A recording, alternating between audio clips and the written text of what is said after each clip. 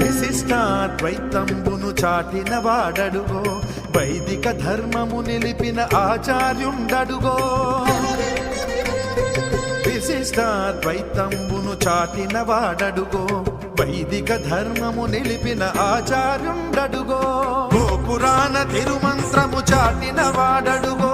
మోక్షానికి మార్గమైన రామానుజులరుగో గోపురాణ తిరుమంత్రము చాటిన వాడడుగో మోక్షానికి మార్గమైన రామానుజులరు